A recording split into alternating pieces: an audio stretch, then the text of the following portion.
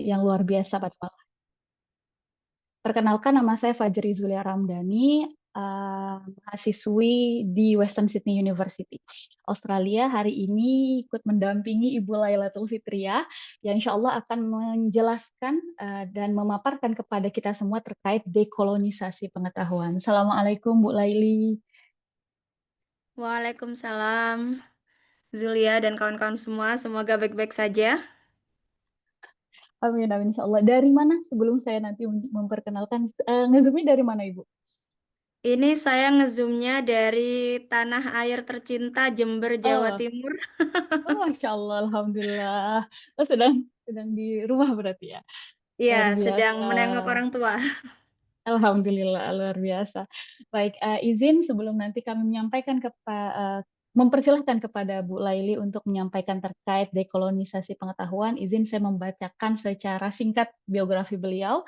Teman-teman bisa searching, saya yakin kalau misalnya ingin mengenal beliau lebih jauh, bisa searching.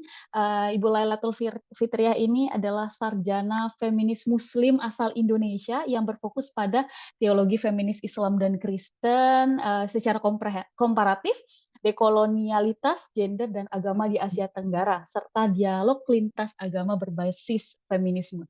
Jadi teman-teman yang mungkin punya ketertarikan atau mungkin risetnya terkait dengan feminisme, boleh nanti mungkin menghubungi Bu Laili ya Bu. Saat ini beliau menjabat sebagai Associate Professor di Interreligious Education di Claremont School of Theology di LA ya Bu ya. Beliau mengajar mata kuliah seperti dialog lintas agama feminis, teori dekolonial dan agama, rasisme, Islamofobia, serta etnografi dan teologi. Beliau juga merupakan visiting professor di Emmanuel College di University of Toronto, Kanada. Saat ini sedang mengerjakan naskah terkait dengan konstruksi teologi anti-patriarkal dalam Islam dan Kristen yang bersumber dari pengalaman hidup pekerja rumah tangga migran Indonesia di Singapura. Wah, luar biasa, sangat menarik sekali Bu Laili. Ya, selain hari ini kita bertemu beliau secara tatap maya, kita juga bisa mengunjungi tulisan-tulisan beliau, teman-teman, di The Muslim World, Religions, atau The Interreligious Relations. Beliau juga menjabat sebagai Dewan Penasihat di Journal of Interreligious Studies. Jadi teman-teman silahkan mengunjungi profil beliau baik di Google maupun juga di jurnal-jurnal terkait dengan untuk mengenal beliau lebih jauh di tulisan-tulisan beliau. Malam hari ini kami persilahkan Bu Laili untuk menyampaikan dekolonisasi pengetahuan. Mungkin sekitar 40 sampai 45 menit. Nanti kita lanjutkan dengan sesi diskusi kepada Ibu Lailatul Fitriah, kami persilahkan. Ya, terima kasih Zulia. Dan saya bisa share ya untuk slide-nya udah bisa ya. Oke, sebentar saya coba dulu.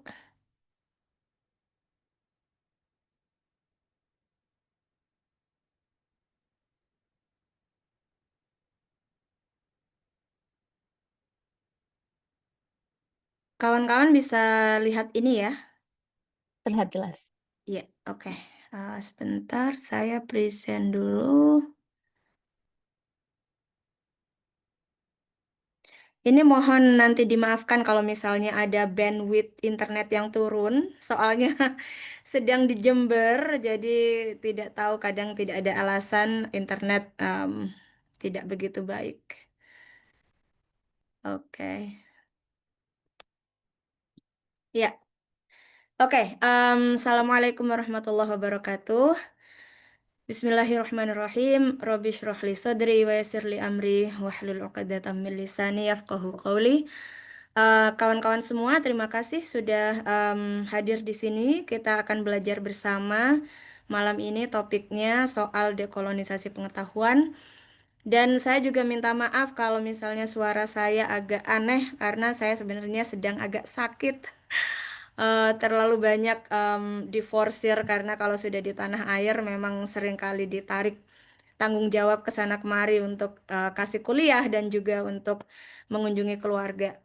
Oke, jadi karena topik ini saya pikir topik yang masih belum begitu populer di Indonesia, terutama paradigma dekolonisasi itu sendiri, maka saya akan mencoba untuk memberikan apa pendahuluan gitu ya. Jadi apa itu dekolonisasi, kemudian bagaimana dekolonisasi itu berbeda dari postkolonial dan anti kolonial misalnya, dan juga asumsi-asumsi utama dari paradigma dekolonisasi itu sendiri. Kemudian baru setelah itu kita bisa ngomong soal dekolonisasi pengetahuan itu apa. Karena memang dekolonisasi itu sendiri sangat-sangat luas. Ini adalah paradigma pengetahuan, bukan hanya soal teori gitu ya. Jadi banyak sekali elemen yang bermain di dalamnya. Dan nanti soal bagaimana kemudian dekolonisasi pengetahuan itu terkait dengan Islam dan juga dunia Muslim kontemporer, itu nanti yang akan apa namanya, kita diskusikan lebih lanjut gitu. Jadi saya sendiri sebagai seorang dosen biasanya gaya mengajar saya itu tidak banyak apa namanya, tidak banyak menjelaskan, tapi lebih pada tanya jawab dengan mahasiswa di kelas gitu ya. Jadi itu yang saya harapkan dari para audiens semuanya yang juga mungkin sudah menjadi apa namanya, akademisi dan juga aktivis dalam komunitas masing-masing. Jadi saya ingin berbagi saja dengan kawan-kawan di sini. Oke, mari kita lanjutkan. Nah, jadi untuk ngomong soal dekolonisasi, saya pikir kita harus ngomong soal paradigma yang muncul lebih dulu daripada dekolonisasi, yaitu paradigma postkolonial. Nah, paradigma postkolonial ini awalnya berasal dari Subaltern Studies Group, yaitu sebuah kelompok akademisi yang berdiri di Inggris ya waktu itu pada tahun 1980-an. Tapi sebagai ide postkolonial itu sudah dibawa oleh terutama Ranajit Guha, seorang sejarawan dari India pada tahun 1950-an di Inggris juga. Nama-nama besarnya tentunya seperti Ranajit Guha sendiri, Gayatri Spivak, Homi Bhabha, Edward Said, dan banyak yang lainnya. Dan biasanya mereka mediumnya gitu ya, medium untuk menelurkan ide-ide postkolonial itu mengambil medium kritik kesusastraan. Kalau kita misalnya baca karya-karya Edward Said misalnya, itu merupakan sebuah literary kritik gitu ya. Jadi beliau mengkonseptualisasikan orientalisme itu melalui pembacaan terhadap struktur budaya kolonial gitu ya, struktur budaya Inggris dan Eropa terutama.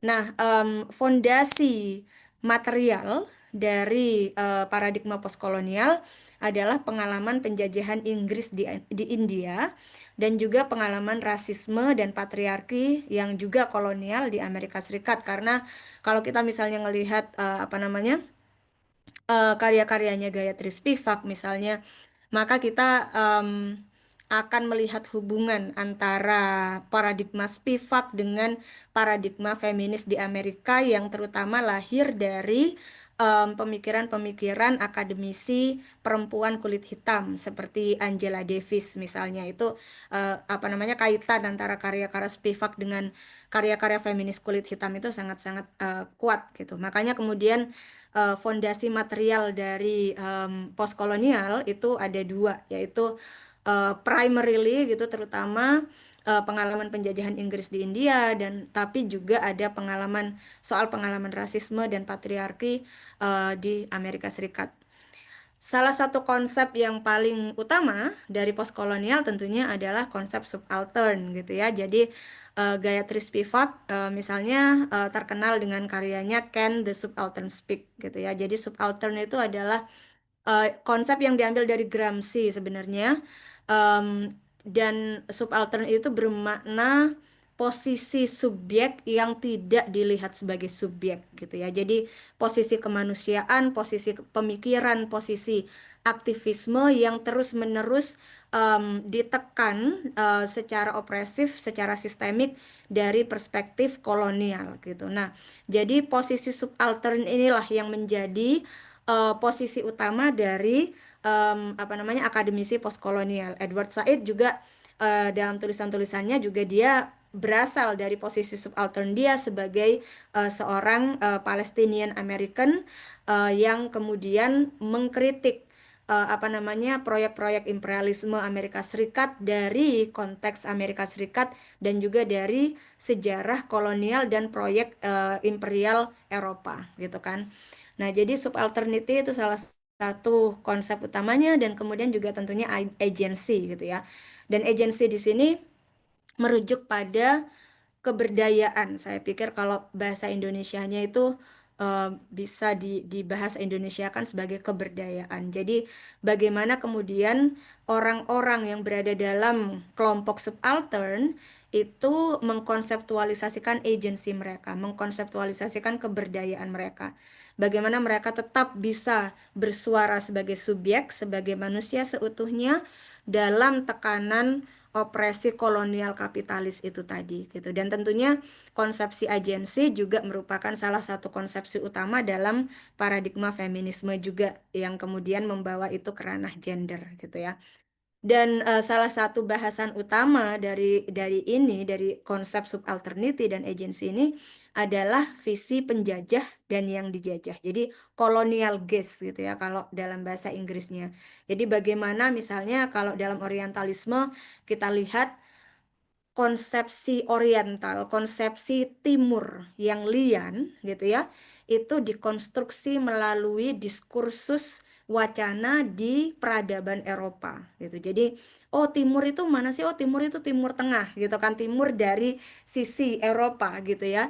Dan kemudian oh di sana itu ada apa aja? Oh di sana itu ada seksualitas misalnya, malah hyperseksualitas gitu ya. Jadi image-image yang apa namanya gambaran-gambaran yang muncul adalah harem gitu kan. Jadi oh sultan-sultan dari timur itu memiliki 1.000 istri gitu kan.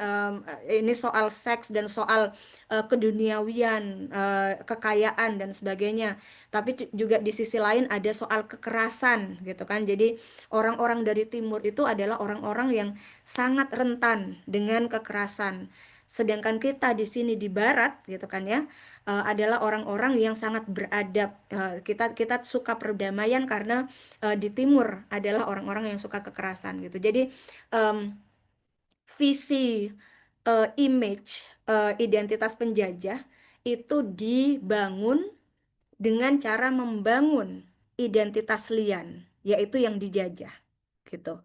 Nah, ini yang menjadi konteks apa namanya bahasan dari postkolonial. Bagaimana dua visi yang dibangun dalam konteks kolonial ini berinteraksi satu sama lain dan bagaimana kita bisa mendekonstruksi itu gitu. Namun, bagaimanapun juga dengan berbagai kritik itu tadi, biasanya pemikiran-pemikiran postkolonial itu tidak keluar dari visi modernitas. Yang saya maksud dengan modernitas di sini adalah asumsi-asumsi dasar tentang apa itu menjadi manusia, gitu ya, yang biasanya berangkat dari asumsi bahwa oh manusia itu harus rasional, manusia itu harus beradab, manusia itu pasti suka kompetisi karena itu manusia suka kapitalisme gitu ya. Manusia itu selalu mencari untung dan progres itu adalah selalu hal yang baik gitu ya. Kemajuan itu selalu merupakan hal yang baik. Nah, itu asumsi-asumsi falsafah dasar itu yang saya sebut sebagai modernitas di sini. Dan ter- eh, di dalamnya juga termasuk terutama sekularisme gitu ya. Jadi bahwa ada asumsi mendasar yang menyatakan bahwa kalau kita mau maju, kita harus menjadi sekuler ya. Jadi sekularitas dalam artian pemisahan antara agama dan hal yang tidak dimasukkan dalam konteks agama. Jadi agama apa namanya disembunyikan dari ruang publik. Nah, itu juga merupakan salah satu visi modernitas. Jadi postkolonial, pemikiran postkolonial secara garis besar terlepas dari semua kritik yang mereka gaungkan untuk pemikiran-pemikiran penjajah gitu ya, untuk visi penjajah dan soal subalternity dan agency, mereka tetap tidak keluar biasanya dari visi modernitas. Kita bisa lihat misalnya kalau kita lihat karya-karyanya Edward Said ya, kalau kita lihat lalu yang Edward Said mau itu apa sih gitu ya, untuk misalnya apa namanya merubah konteks kemanusiaan ini menjadi lebih baik.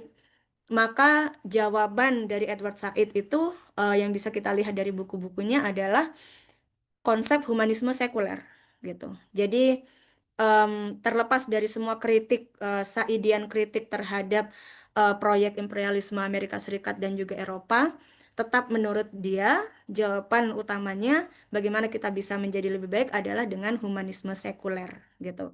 Nah, jadi itu yang saya maksud dengan tidak keluar dari visi modernitas.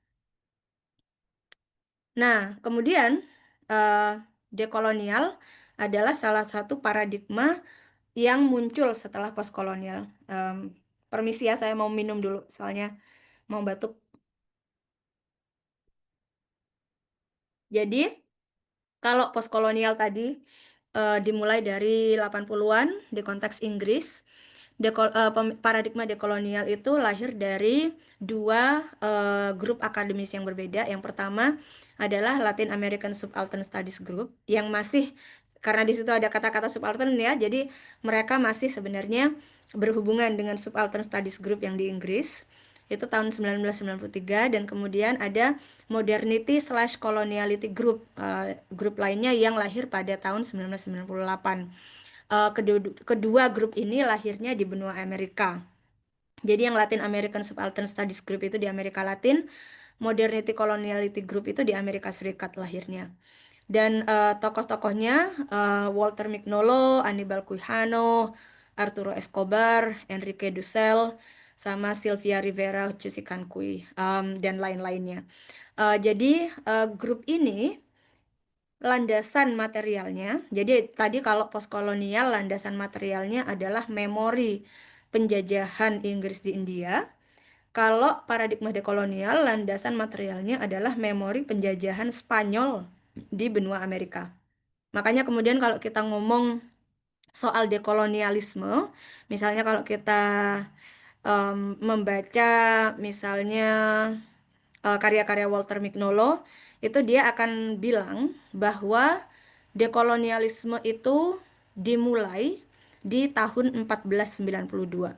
Nah, itu merupakan titik awal sejarah dekolonialisme.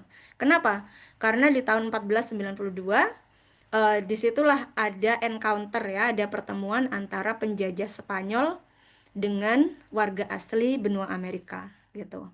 Jadi 1492 itu adalah tahun yang penting bagi paradigma dekolonial karena dari situ kemudian sejarah paradigmanya berjalan. Bedanya secara teoritis dengan paradigma postkolonial adalah pertama, paradigma dekolonial ini proyeknya itu lebih luas. Jadi kalau postkolonial itu biasanya mereka medium epistemologinya itu adalah literary kritik, kritik kesusastraan. Tapi kalau paradigma dekolonial mereka bisa mengambil medium feminisme, mereka bisa mengambil medium antropologi, mereka bisa mengambil medium sosiologi. Jadi berbagai macam bidang ilmu itu sebenarnya bisa dimasuki dan digunakan oleh paradigma dekolonial gitu. Tidak perlu kritik kesusastraan saja gitu ya. Salah satu prinsip yang paling penting dari paradigma dekolonial adalah ketidakpatuhan epistemologis atau epistemological disobedience.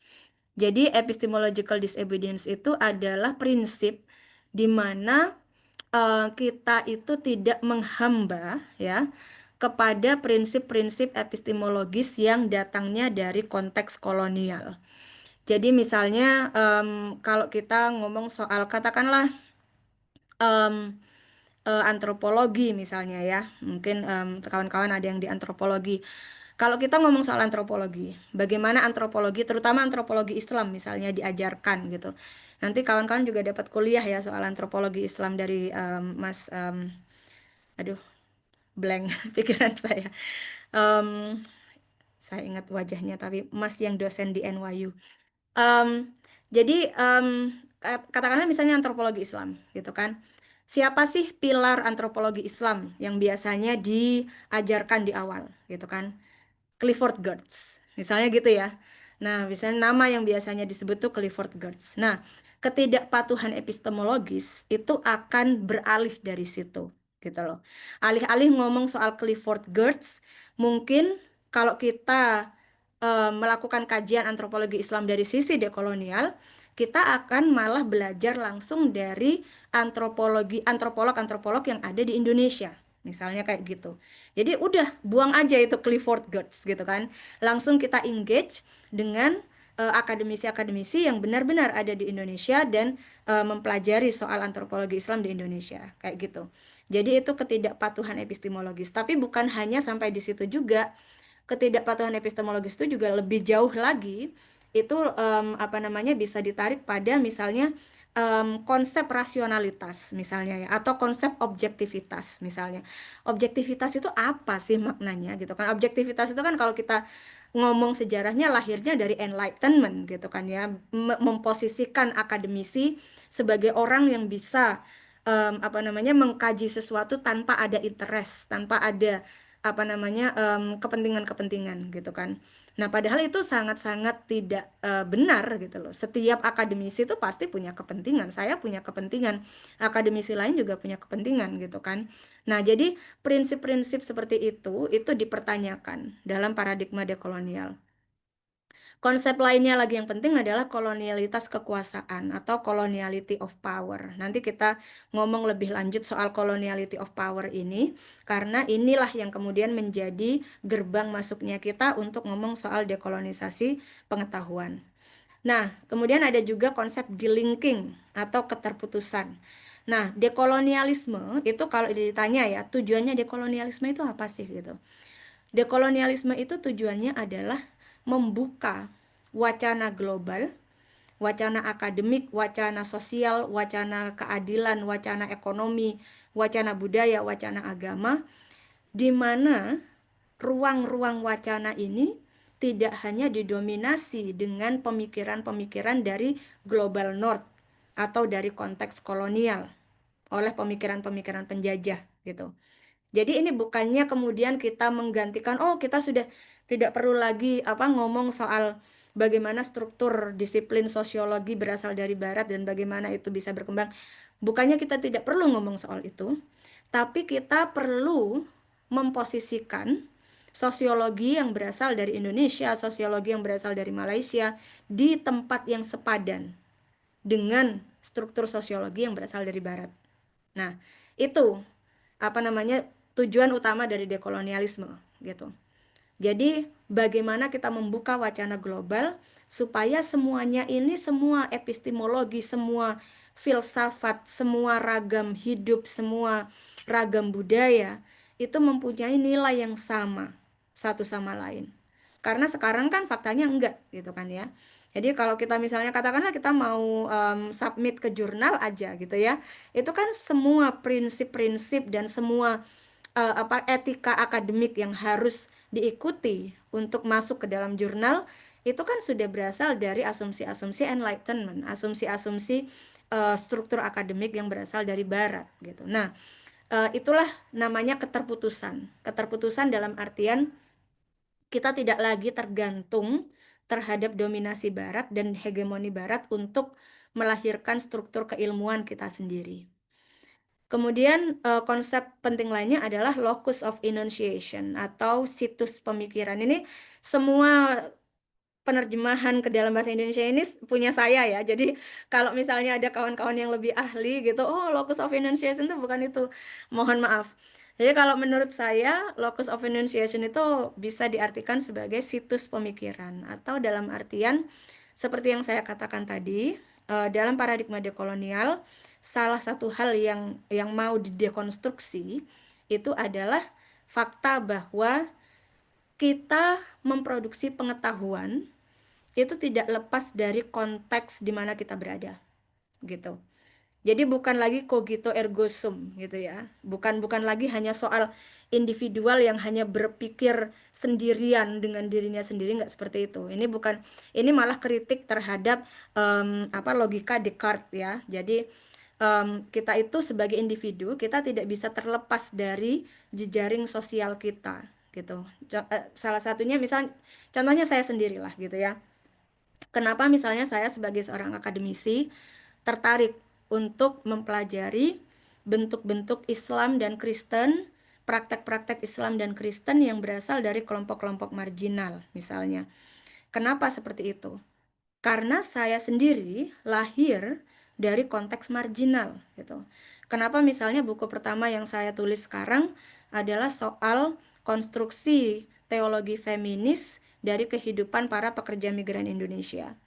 Karena saya punya sepupu yang menjadi pekerja migran dan saya sering melakukan percakapan dengan dia mendalam soal Tuhan, soal kehidupan, soal hidup dan mati dan sebagainya, dan itu yang membuat saya tergerak untuk mendedikasikan pengetahuan saya bagi kelompok-kelompok marginal seperti itu. Nah, itu locus of enunciation saya sebagai akademisi. Itu situs pemikiran saya. Saya tidak muncul dengan pemikiran itu hanya karena saya individu yang cukup dengan dirinya sendiri. Tidak. Saya muncul dengan pemikiran itu karena saya berada dalam jejaring sosial yang mendefinisikan saya sebagai akademisi sekarang ini, gitu ya. Nah, jadi itu situs pemikiran. Kemudian, satu hal lagi yang sangat berbeda dengan paradigma postkolonial adalah dekolonialisme itu juga mengkritik modernitas. Jadi, kalau kawan-kawan baca karya-karyanya Mignolo, Quijano, Escobar, itu mereka memandang kolonialitas, ya, ini konsep penting lainnya dalam dekolonialisme. Kolonialitas itu sebagai sisi lain dari modernitas. Artinya apa? Artinya kehidupan modern kita sekarang ini dengan berbagai macam dinamikanya ini adalah hal yang menawarkan ilusi, gitu loh. Jadi kayak kalau kita misalnya katakanlah kita ke Dubai, gitu ya. Kita ke Dubai, kita lihat semua gedung-gedung berkilau dan tinggi dan semuanya terlihat sangat maju, terlihat sangat wow, gitu ya. Nah, itu modernitas. Itu visi kemajuan. Itu impian modern, gitu ya. Tapi kemudian di sisi lain apa yang terjadi? Siapa yang membangun gedung-gedung yang berkilau itu? Siapa yang melayani orang-orang kaya di Dubai itu? Siapa yang menyetir mobil-mobil mewah di Dubai? Pekerja migran, ya kan?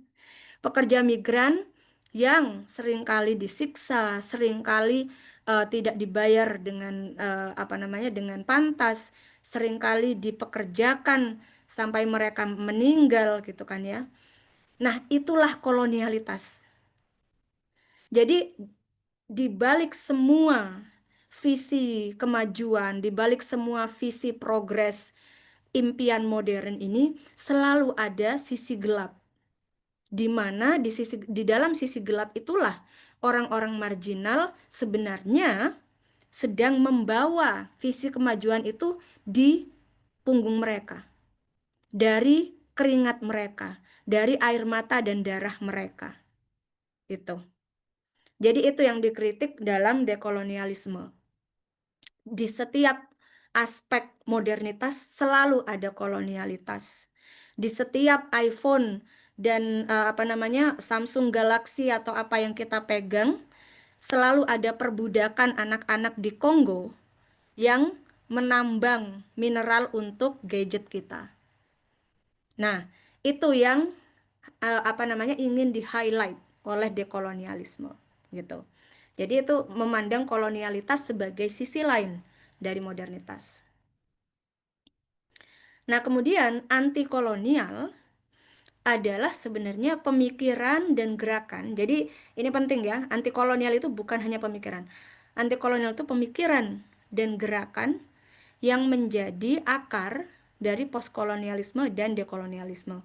Kalau kita baca-baca karya dari scholar postkolonial ataupun dekolonial, itu pasti nama-nama Frantz Fanon, Aimé Césaire, Edward Glissant, itu pasti semuanya muncul, gitu. Karena memang inilah akar dari postkolonialisme dan dekolonialisme. Dan biasanya akademisi atau akademisi aktivis yang dikutip ini yang merupakan akademisi inti dari anti kolonial ini biasanya mereka berasal dari konteks jajahan Prancis gitu ya. Jadi kayak Frantz Fanon, Aimé Césaire, Edward Glissant itu semuanya kan berasal dari konteks jajahan Prancis gitu. Jadi itu yang menyambungkan antara keduanya, postkolonialisme dan dekolonialisme. Nah, sekarang konsep dekolonialitas atau yang saya sebut tadi dekolonialisme gitu ya. Karena memang masih masih banyak apa kayak perdebatan gitu loh. Ini harus sebenarnya paradigma ini harus disebut sebagai apa gitu. Dekolonialitas itu menurut saya apa ya? Karena di bahasa Indonesia kan ya. Jadi kayak em, kayak maknanya itu kayak jadi berbeda gitu. Karena kalau dalam bahasa Inggris kan decoloniality gitu kan. Jadi decoloniality itu merujuk pada sebuah state gitu ya, state yang keberadaan situasi yang terus berlangsung gitu. Dekolonialitas itu malah menjadi, makanya saya tadi pakainya dekolonialisme untuk merujuk pada paradigma gitu ya. Nah, dekolonialitas menurut saya ini definisi saya itu adalah sebuah paradigma pengetahuan yang bertujuan untuk mendekonstruksi hegemoni paradigma kolonial dengan tiga cara. Yang pertama, memutus ketergantungan produksi pengetahuan di konteks terjajah dari dominasi penjajah. Delinking sama ketidakpatuhan epistemologis itu tadi ya. Kemudian yang kedua, menyibak hubungan erat antara modernitas dan kolonialitas yang kemudian membedakan antara dekolonialisme dengan postkolonialisme, ya kan? Karena postkolonialisme tidak keluar dari visi modernitas, sementara dekolonialisme ingin keluar dari visi modernitas. Kemudian yang ketiga, menghadirkan bentuk pengetahuan, sistem nilai, dan cara menjadi manusia yang berbeda dari imposisi penjajah. Nah, ini yang disebut sebagai kalau menurut Maldonado Torres misalnya atau Sylvia Wynter, akademisi dekolonial lainnya, disebut sebagai coloniality of being gitu ya. Jadi kolonialitas keberadaan. Itu juga terjemahan saya. Jadi bagaimana untuk menjadi manusia yang berbeda. Karena sekarang ini gitu ya, cara kita menjadi manusia itu memang harus diakui sudah terimposisi, sudah terbentuk dari konteks struktur pemikiran penjajah gitu. Dan ini semua dari kita. Saya sendiri juga sebagai terutama ya sebagai akademisi yang bekerja di apa konteks Amerika Serikat dan Kanada yang harus apa namanya patuh terhadap etika akademisi di sana dan kemudian bagaimana kita apa namanya menampilkan sosok kita gitu ya. Ini harus saya sebagai muslim misalnya yang memakai hijab, seringkali saya mendapatkan komentar supaya membuat hijab saya ini look clean. Nah, kalau dalam konteks profesional itu biasanya saya mendapat advice itu, Laili, you can wear your hijab in professional context, but please make it look clean. Nah, look clean itu apa maksudnya? Look clean itu hijab yang tidak apa ya? Kalau bahasa Jawanya itu ndelewer gitu loh. Apa ya? Maksudnya hijab yang tidak menutupi seluruh badan. Jadi hijab itu harus benar-benar dibentuk sedemikian rupa supaya saya tidak terlalu terlihat berbeda dengan konteks modern di mana perempuan yang baik ya, perempuan yang baik itu adalah perempuan yang maju, sementara perempuan yang maju itu adalah perempuan yang tidak berhijab, gitu ya. Nah, jadi kalau saya mau berhijab, saya harus memakainya dengan gaya sedemikian rupa supaya hijab saya tidak nampak secara signifikan. Nah, gitu. Nah, itu salah satu contoh kecil aja gitu ya. Itu cara menjadi manusia yang didiktate, yang didikte oleh modernitas gitu. Bahwa kalau kamu ingin maju, kamu harus seperti ini gitu ya. Nah, itu definisi dekolonialitas. Nah, kemudian sekarang kolonialitas. Ini masalah yang ingin dieliminasi oleh pemikiran dekolonialisme. Sebentar. Ada tiga pilar kolonialitas. Pertama secara general ya, secara general kolonialitas itu apa sih? Jadi gini, ada namanya kolonialisme, ya kan? Kolonialisme itu apa? Penjajahan. Penjajahan yang terjadi secara historis, gitu. Dari awal abad ke-20 sudah banyak penjajahan yang secara historis berakhir, ya kan? Belanda sudah pergi, kemudian India juga bebas dan sebagainya. Tapi fakta bahwa penjajahan itu berakhir bukan berarti bahwa nilai-nilai dan bekas trauma, memori, warisan nilai dari penjajahan itu masih ada di konteks yang dijajah. Nah, itulah kolonialitas gitu. Kalau kita lihat sekarang misalnya kalau di Indonesia ya, toto kromo terhadap pejabat misalnya ya. Pejabat saya ke sini ini kan ke Indonesia ini pertama kali saya ke Indonesia bersama suami saya yang orang Kanada.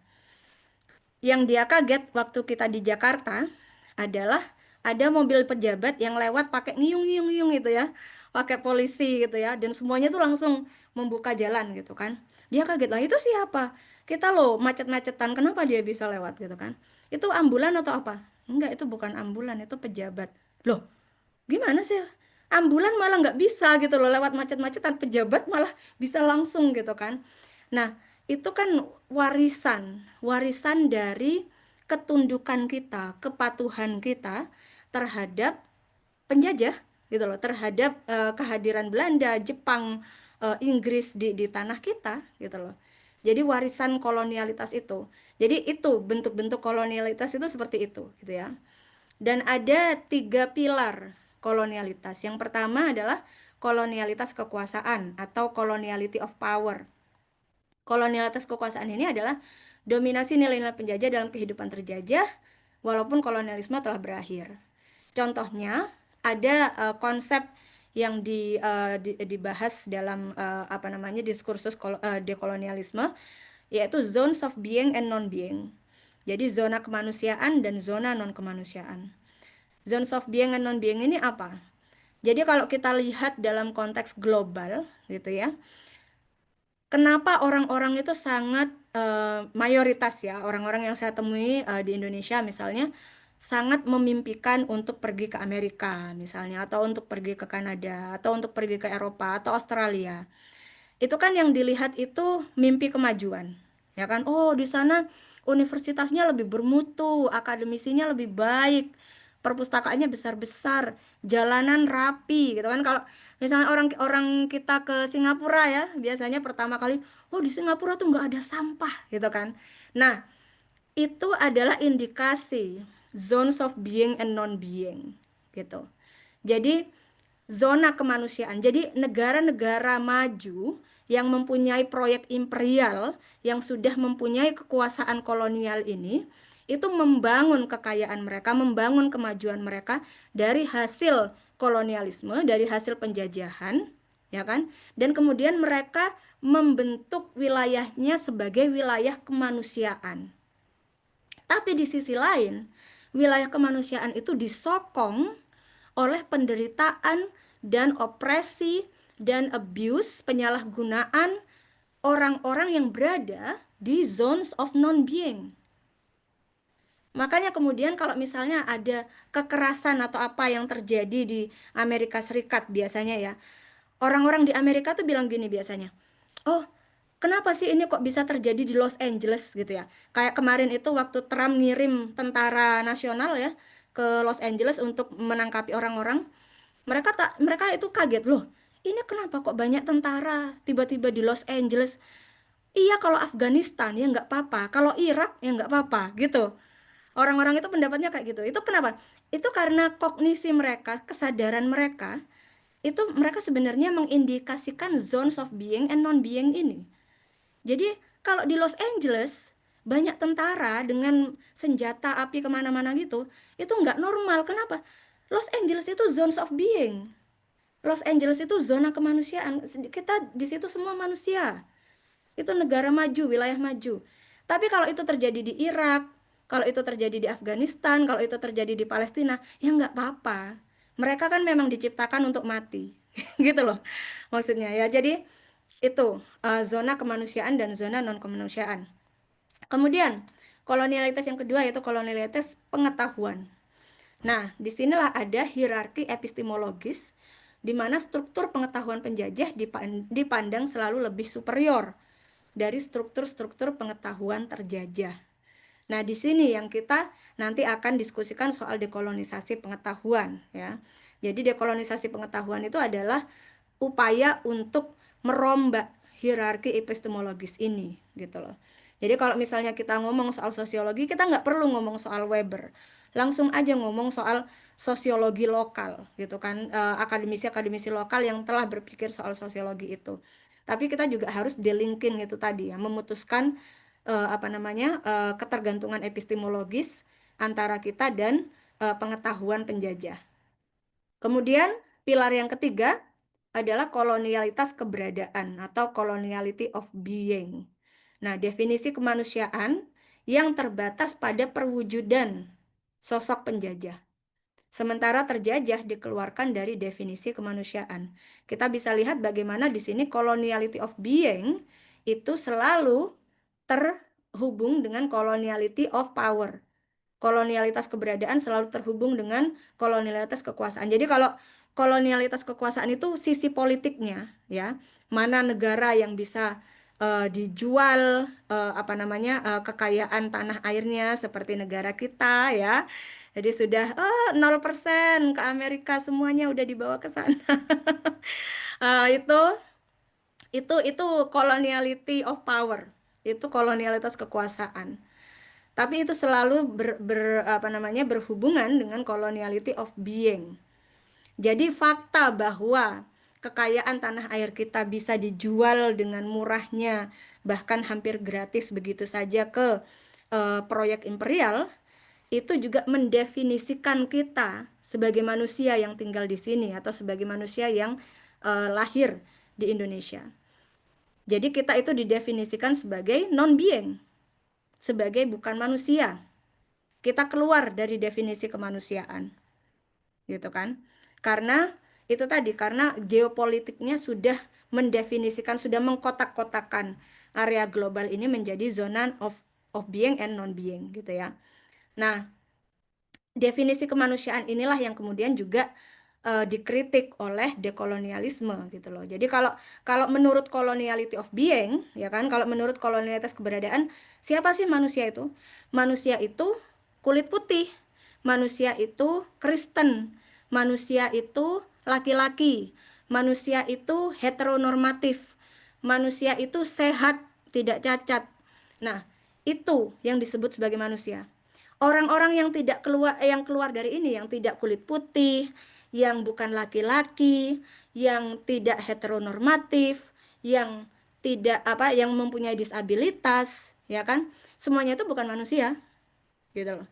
Karena visi kemanusiaan penjajah definisinya yaitu, yang manusia itu yaitu, yang lain itu bukan manusia, gitu loh. Nah, itu juga yang ingin dikritik. Ini ada chat dari tadi, saya mohon maaf belum sempat baca ya. Oke, nah sekarang inilah inti dekolonisasi pengetahuan. Jadi dalam dekolonisasi pengetahuan kita melakukan 3 hal. Yang pertama delinking itu tadi, memutus jejaring ketergantungan epistemik dan ontologis antara struktur keilmuan penjajah dan terjajah. Yang kedua ketidakpatuhan epistemik. Dan yang ketiga, kita harus menjelaskan situs pemikiran. Kita harus menjelaskan locus of enunciation kita. Tidak ada akademisi manapun sehebat apapun di bumi ini yang bisa objektif. Itu nggak ada. Kalau mereka mengklaim bahwa mereka objektif, itu karena mereka mempunyai struktur kekuasaan di belakang mereka yang bisa meuniversalitaskan pemikiran-pemikiran mereka. Sekarang kalau kita ngomong misalnya, kenapa sih ya kayak bidang ilmu antropologi atau sosiologi, itu semua pokok-pokok pemikirannya datang dari Eropa. Itu kan juga karena disokong oleh struktur penjajahan, ya kan? Antropologi itu literally adalah ilmu yang lahir sebagai alat dari penjajahan.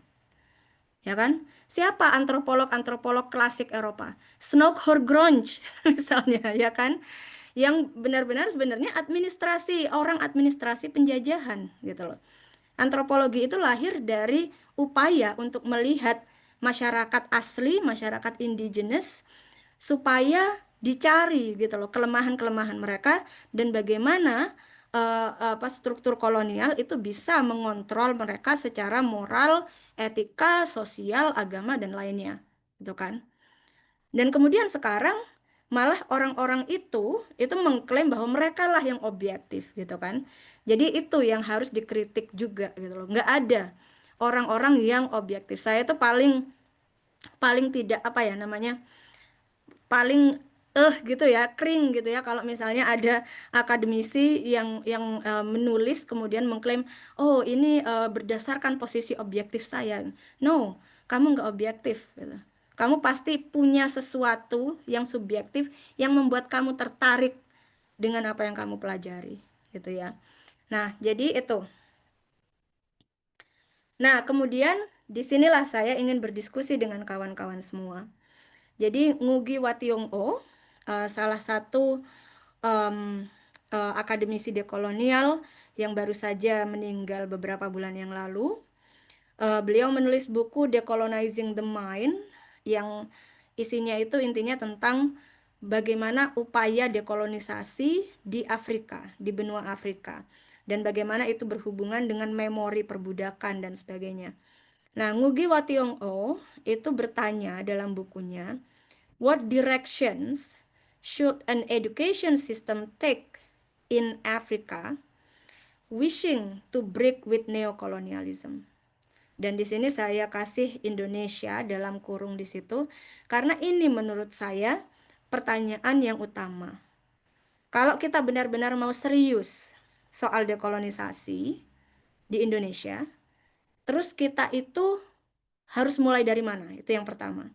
Yang kedua, struktur keilmuan seperti apa yang harus kita bangun yang bisa memutus jejaring epistemologi kita dari konteks struktur keilmuan penjajah. Kemudian, apa peran Islam di situ? Ya kan?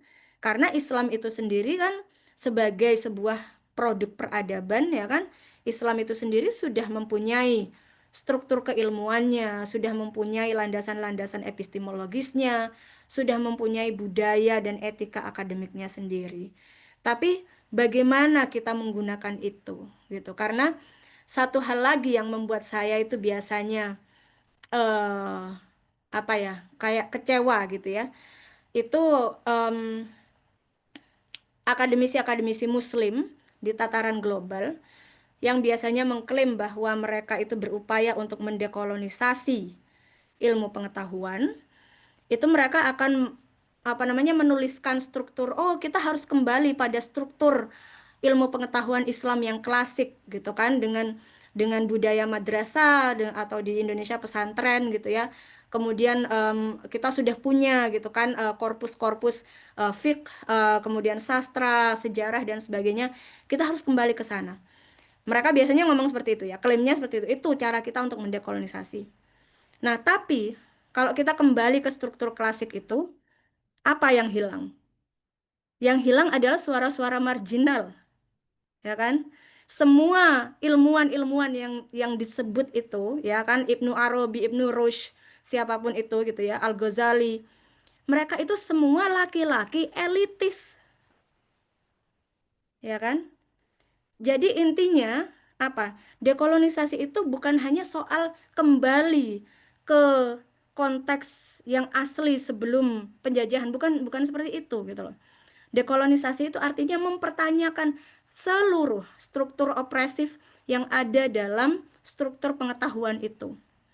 Apa gunanya kita kembali ke struktur klasik pengetahuan Islam kalau misalnya suara-suara perempuan tidak terdengar? Suara-suara mereka yang miskin tidak terdengar. Suara-suara mereka yang tidak mendapatkan training elit di madrasah atau di UIN tidak terdengar. Ya kan? Nah, jadi itu yang harus kita apa namanya? Kita pertanyakan juga gitu. Jadi tidak sekedar kembali ke sana. Nah, di sini saya mengakhiri pendahuluan saya. Semoga bisa menjadi pemantik diskusi yang baik. Kembali ke Zulia. Baik, terima kasih dan luar biasa sekali Bu Laili. Wah, saya yakin sepakat dengan teman-teman, terkait Ini adalah diskusi yang menarik. Bahkan dalam catatan saya, dekolonisasi bukan hanya tentang kembali ke struktur klasik, tapi malah menafikan suara-suara kelompok marginal. Ah, luar biasa.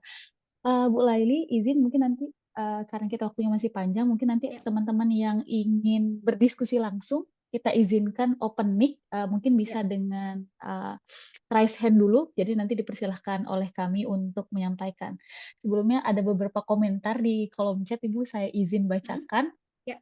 Dari M. Syukrillah, saya tertarik dengan gerakan intelektual yang masif untuk pengarus utamaan wacana dekolonisasi pengetahuan untuk mengobati inferiority kompleks yang kita idap selama ini berhadapan dengan Barat di era neokolonialisme dan neo-imperialisme.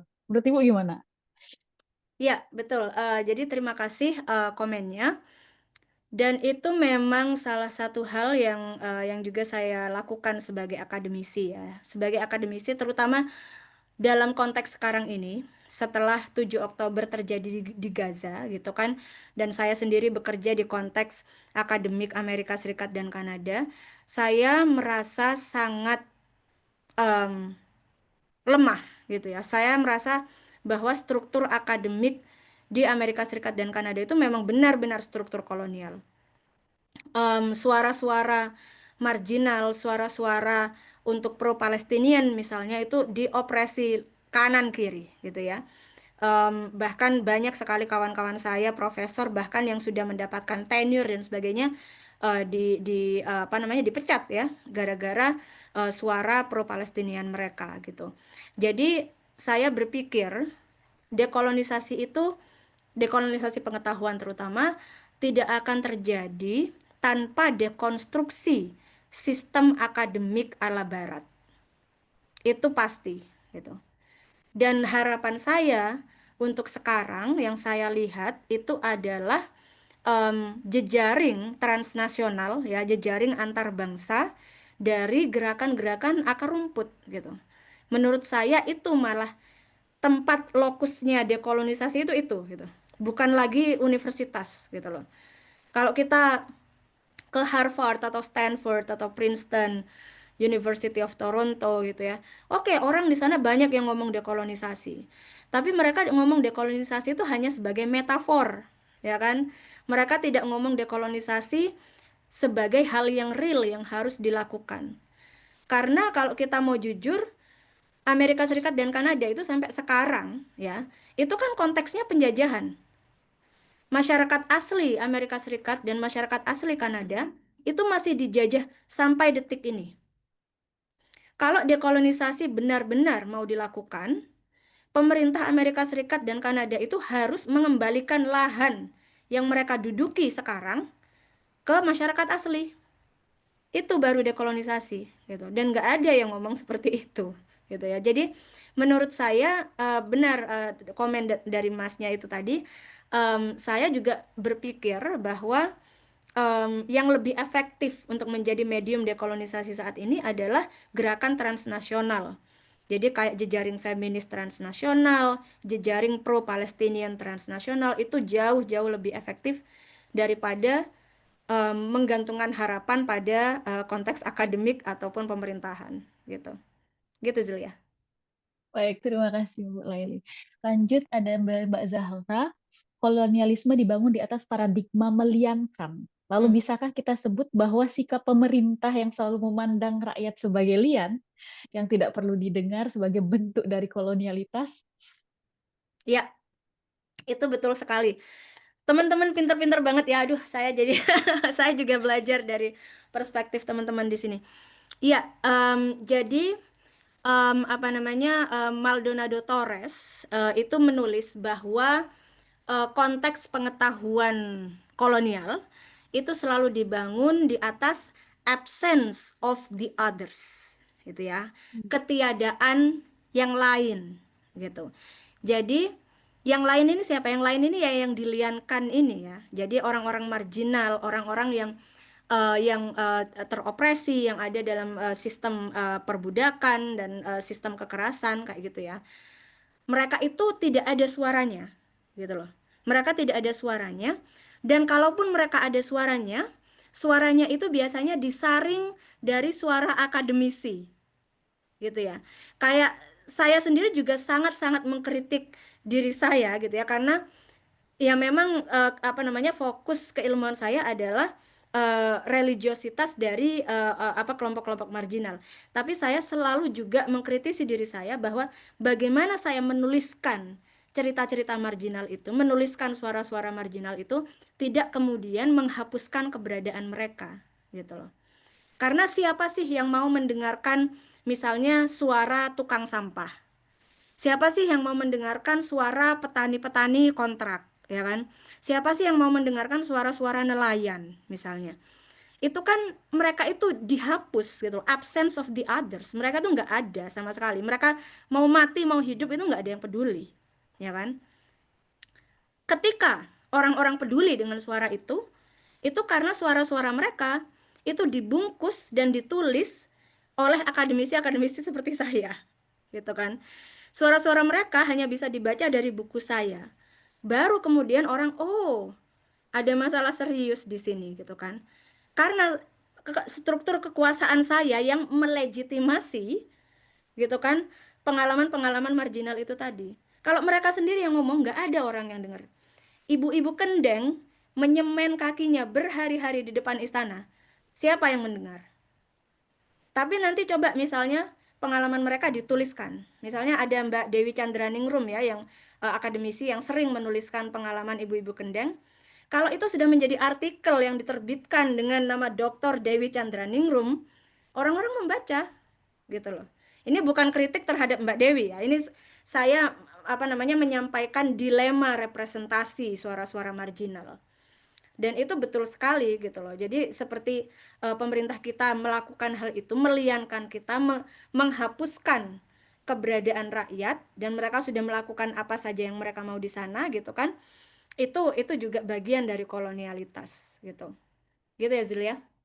Iya, ini di bawahnya ada komentar dari Mbak Hani, kolonialisme adalah sistem penguasaan oleh suatu negara atas wilayah dan bangsa lain dengan tujuan mengontrol sumber daya, tanah, dan penduduknya, biasanya untuk kepentingan ekonomi, politik, dan politik negara penjajah. Iya. Ini sebelum saya lanjut ke sini, sepertinya ada yang raise hand dari Ya. Dharma Tunisia. Boleh, boleh open mic, Mas Derma, silakan. Ya, baik. Terima kasih kepada Mbak Fajri selaku moderator. Apakah suara saya terdengar dengan jelas? Terdengar jelas. Silakan. Eh, Terima kasih kepada Bu Dr. Laila ya. Saya perkenalkan, saya Muhammad Dharma Setiadi, mahasiswa studi Islam konsen di Filsafat dan Pemikiran Kontemporer Islam di Tunisia, Eziton University. Sebetulnya Ibu, sebelumnya saya ucapkan terima kasih banyak atas ragam insight-nya yang lebih membuka cakrawala saya terhadap wacana akademis yang aktual dan faktual. Di sini ada 3 pertanyaan.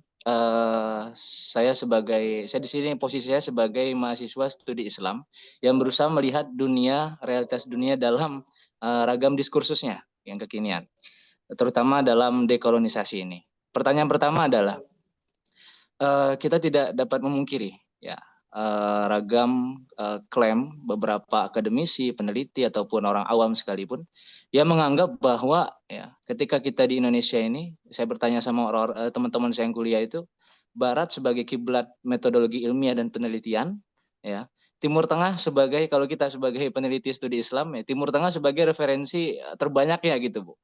Nah artinya kan di sini kita menghamba kepada dua kiblat itu, gitu kan. Nah, tadi kalau nggak salah saya sedikit meng-highlight ya statement yang Ibu sampaikan itu, bahwa kita bisa dimanapun memproduksi keilmuan itu sendiri, ya tanpa harus menghamba kepada kiblat manapun. Nah, pertanyaan pertama saya ini adalah, kira-kira kompetensi seperti apa beserta batasan-batasannya? Kalau kata Imam As-Suyuti itu syurutul mufassirin, syarat-syarat seorang ahli tafsir lah, mungkin kita bisa lihat parameter di situ. Sejauh mana dan sampai kapan kita kira-kira kita bisa membangun peradaban sendiri, kemudian mungkin Indonesia bisa menjadi kiblat sendiri. Nah itu kiblat bagi keilmuan dunia gitu ya. Nah, kemudian pertanyaan kedua adalah, saya mengutip dari sebuah buku Abdul Karim Sorush, itu dari pemikir Iran, ya. Nama bukunya itu Al-Qabdu wal Bastu fi Syariah. Ya.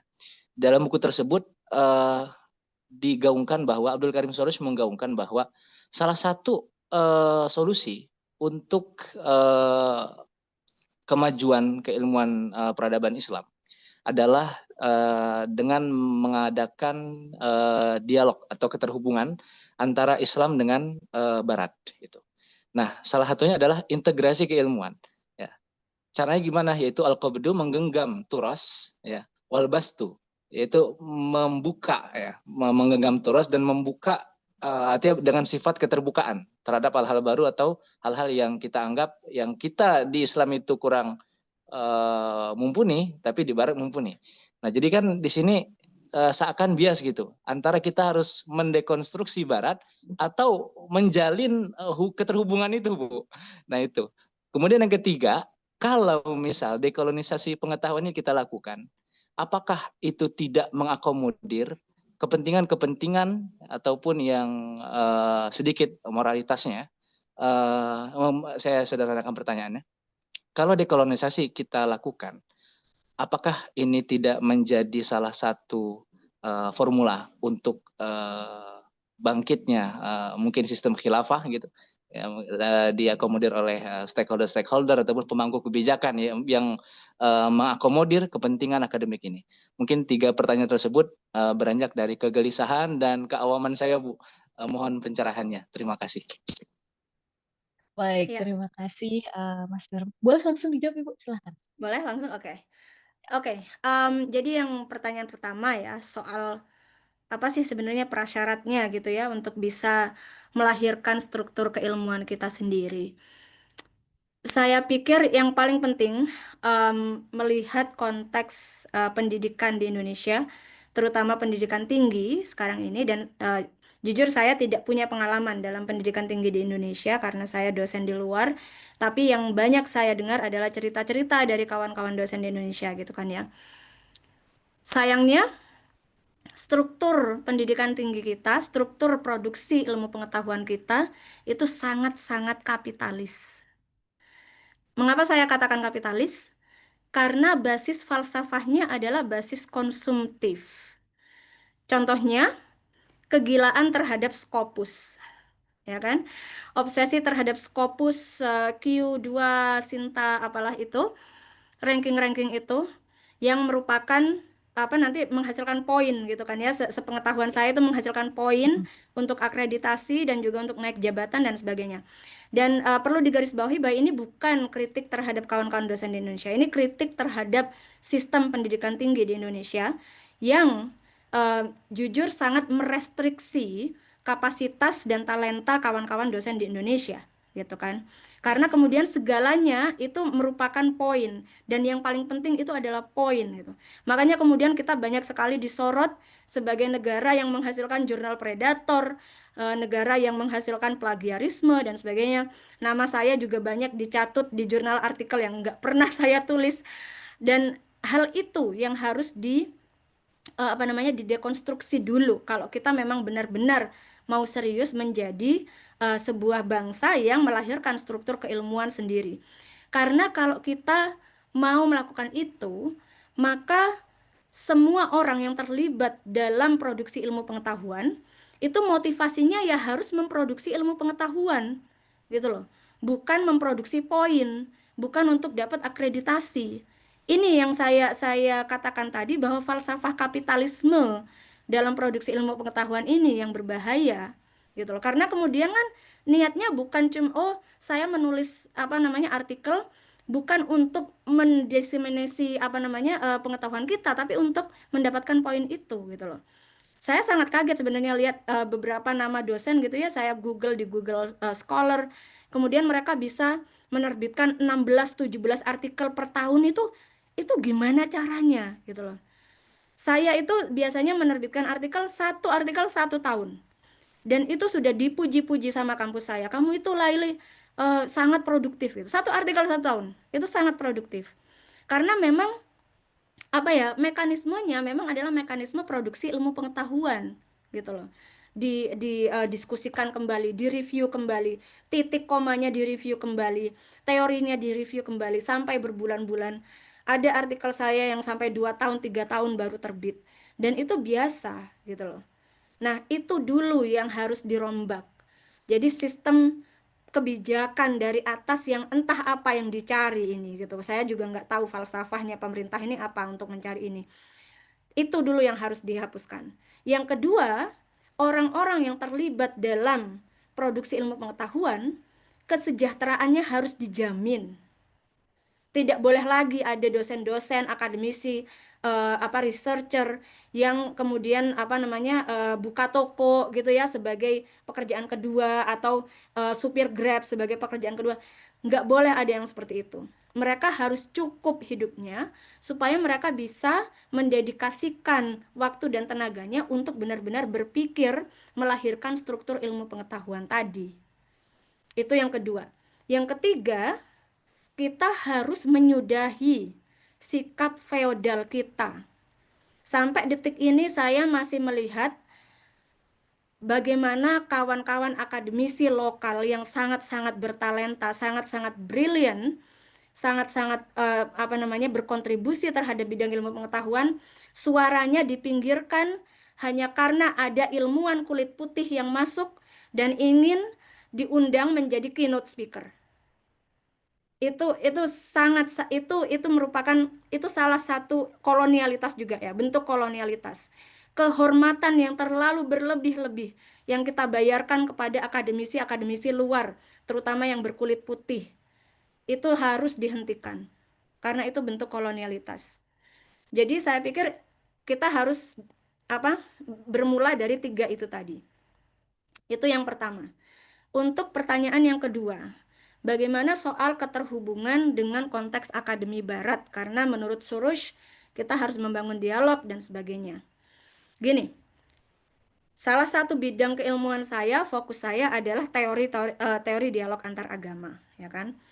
Dan salah satu hal yang paling disalahpahami dalam proses dialog itu adalah asumsi bahwa ketika sesuatu sudah dinamai dialog, maka pihak-pihak yang terlibat dalam dialog ini posisi kekuasaannya itu sudah sama. Itu tidak, tidak sama. Gitu. Oke, saya all for dialog. Saya sangat mendukung dialog dan sebagainya. Tapi sebelum ada dialog, kita harus menyamakan dulu konteks kekuasaan kita. Sekarang misalnya kalau kita lihat ya, hubungan kita dengan konteks akademik barat gitu. Ada berapa sih dosen dari Indonesia yang mengajar di konteks akademi barat? Bisa dihitung dengan jari. Gitu kan? Terutama dalam keilmuan sosial humaniora ya. Mungkin nggak lebih dari 5.000 orang secara global. Gitu kan? Nah, itu kan sudah menjadi indikasi bahwa kekuasaan kita, ya kan, legitimasi kita itu masih sangat-sangat kurang di hadapan konteks akademisi barat, gitu loh. Lalu bagaimana kita akan berdialog kalau seperti ini, gitu kan ya? Saya menemui beberapa nama orang Indonesianis ya kalau di konteks akademisi Amerika Utara itu kan orang-orang yang ahli soal Indonesia itu namanya Indonesianis gitu ya. Karya-karya mereka banyak dibaca gitu kan dan sangat analisisnya sangat tajam dan sebagainya. Tapi ketika saya menemuinya itu masih ada sikap yang tercerminkan bahwa saya ini hanyalah objek studi. Karena saya ini orang Indonesia. Gitu kan. Objek studi tidak bisa talking back. Objek studi tidak bisa berbicara dalam posisi yang sepadan dengan researcher, dengan akademisi, gitu. Itulah tadi yang disebut sebagai absence of the others juga. Ketiadaan yang lain. Tapi yang lain itu ada kalau misalnya akademisi ngomong sama dia. Tapi akademisi aja yang ngomong sama dia nggak boleh ngomong balik sama akademisi. Karena akademisi memiliki legitimasi kekuasaan. Dia cuman objek studi.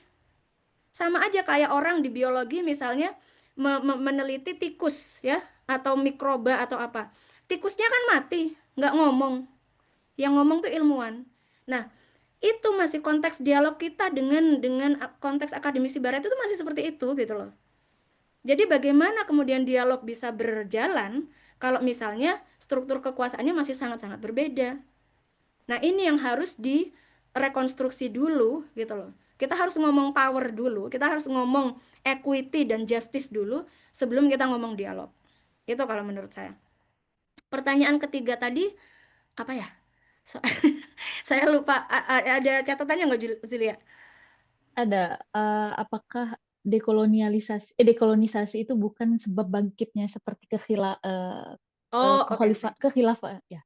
Ya, khilafah itu adalah kekhalifahan ya, Ya, adalah sebuah konsep yang memiliki potensi dekolonisasi. Kita bisa misalnya mengkonseptualisasikan kekhalifahan sebagai sistem politik yang bisa disejajarkan dengan liberal demokrasi misalnya, dengan sistem negara bangsa misalnya, yang kesemuanya produk dari Eropa gitu kan. Kita bisa melakukan itu gitu loh. Dan saya pikir itu harus dilakukan. Tapi yang harus dihati-hati adalah kita juga harus mengkritisi konsep khilafah ini supaya tidak menjadi medium marginalisasi yang lain. Kalau kita mau serius ngomong soal khilafah sebagai konsep yang bisa apa namanya disamaratakan dengan negara bangsa, bisa dibuat dialog dengan negara bangsa dan liberal demokrasi, maka pertanyaannya adalah di mana posisi kelompok-kelompok marginal dalam sistem khilafah? Bagaimana misalnya sistem khilafah Islam memandang dan memosisikan kawan-kawan LGBTQ misalnya? Mau ditaruh di mana mereka? Kalau misalnya hasilnya adalah masih, oh karena dalam Islam LGBTQ itu haram. Jadi mereka ya harus diliankan. Lah, itu kan kolonialitas lagi. Sama aja walaupun namanya khilafah, gitu kan. Nah, jadi itu gitu loh. Boleh kita kembali ke konsep-konsep klasik Islam, asobia dan sebagainya gitu ya. Tapi kita harus bertanya lagi, dalam konsep-konsep itu, suara-suara marginal itu ada di mana? Karena kalau suara-suara marginal itu masih diopresi lagi dalam sistem itu, walaupun namanya khilafah, walaupun namanya demokrasi, walaupun namanya Amerika, ya sama semuanya opresi, gitu loh. Jadi itu yang harus dipertanyakan, gitu ya. baik. Ini banyak sekali yang mengangkat tangan. Kita kembali dulu yang ke chat ya, teman-teman. Masih agak banyak. Bagaimana keluar dari bias-bias kolonialisme ini? Apakah dengan dekolonial cukup? Sementara produksi pengetahuan dekolonial juga masif sekali dari Barat. Mungkinkah ini semacam penundukan baru dengan judul dekolonial yang juga masifnya di Barat? Sementara itu kita sedikit sekali perhatian terhadap isu ini. Saya pikir ini akan menjadi semacam dikotomi baru terhadap standar baik buruk dalam pengetahuan. Dan Hmm, mulai. ya, terima kasih. Itu pertanyaan yang sangat-sangat penting. Karena dalam paradigma dekolonial sendiri, itu memang banyak sekali yang mengkritik, oke, dekolonialisme ini anti kolonial dan anti imperial dan sebagainya. Loh, tapi kayak Mignolo ada di Amerika gitu kan. Em, Maldonado Torres ada di Amerika juga. Kemudian apa namanya Sylvia Wynter dan sebagainya ada di Amerika. Jadi gini, kalau menurut saya itu kritik yang sangat valid dan itu harus harus direspon ya. Jadi bagaimana kita akademisi yang lahir dan berkarir di konteks penjajah gitu ya, di the belly of the beast gitu ya, di konteks imperial Amerika, Australia, Kanada, Eropa, itu bagaimana kita bisa benar-benar berkomitmen pada dekolonisasi dan mempraktekkan dekolonisasi dalam tatanan kehidupan akademis di mana kita juga bekerja di dalamnya, gitu kan. Di sisi lain, dan saya melihat di sini dari sejarah misalnya lahirnya studi feminisme Islam, ya kan. Studi feminisme Islam itu kan lahir juga sama kayak dekolonisasi, lahir dari akademisi-akademisi muslim perempuan yang dilatih dan bersekolah dan berkarir di barat gitu. Asma Barlas, Amina Wadud dan sebagainya itu kan semuanya di barat gitu kan. Kita harus melihat kenapa mereka lahirnya di sana. Karena pertama konteks kebebasan akademik, mau tidak mau, kita harus akui konteks kebebasan akademik itu jauh lebih terjamin di konteks barat gitu. Kalau saya misalnya sebagai dosen dari Indonesia, katakanlah UIN Sunan Kalijaga, kemudian saya ngomong seperti ini online dan ini kalian rekam gitu ya, dan kemudian nanti disebarluaskan, saya mengkritik soal Scopus dan sebagainya, mati saya. Maksudnya itu gitu loh. Kenapa? Pertama kita harus sadar kenapa semua pemikiran kritis ini lahirnya dari sana. Karena memang mau tidak mau kita harus akui konteks kebebasan akademik masih lebih terjamin di sana. Gitu loh. Saya sangat bebas untuk menulis apapun yang saya mau di konteks akademisi Kanada dan Amerika Serikat. Walaupun kalau dalam topik Palestina sekali lagi sudah terlihat banyak sekali tekanan-tekanan yang muncul. Tapi saya juga masih dilindungi gitu loh. Saya juga masih dilindungi dalam undang-undang. Kalau misalnya dekan saya atau rektor saya bilang sama saya bahwa oh Laili kamu jangan ngomong soal Palestina. Saya bisa menuntut balik gitu loh. Jadi ada mekanisme yang bisa saya lalui untuk mendapatkan keadilan gitu loh. Nah, dalam sisi itu itulah kenapa saya kemudian melihat bahwa ke posisi di mana pemikiran ini lahir itu harus dikontekstualisasikan lagi gitu loh. Jadi bukan karena kemudian pemikiran dekolonisasi ini lahir di barat kemudian oh ini bukannya ini sebuah ini saja ya sebuah bungkus saja untuk proyek imperial lainnya.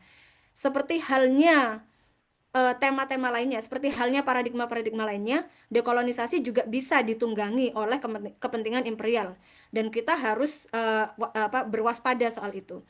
Tapi bukan hanya karena dia lahir di Amerika, kemudian dia tidak berguna, gitu loh, ya kan?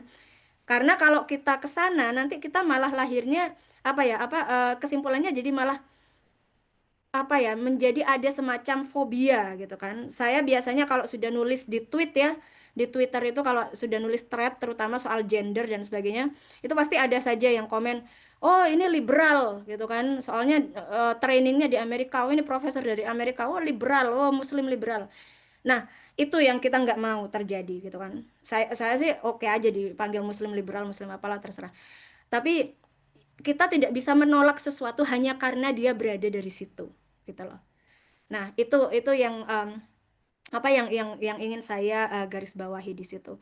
Dan tentunya dalam perspektif dekolonisasi itu sendiri yang memang digarisbawahi untuk menjadi sumber-sumber utama itu adalah suara-suara dari Global South gitu. Kayak Akile Mbembe, Ngugi wa Thiong'o yang saya kutip itu tadi, itu kan mereka basisnya bukan di Amerika gitu kan, mereka basisnya itu dari benua benua Afrika gitu kan.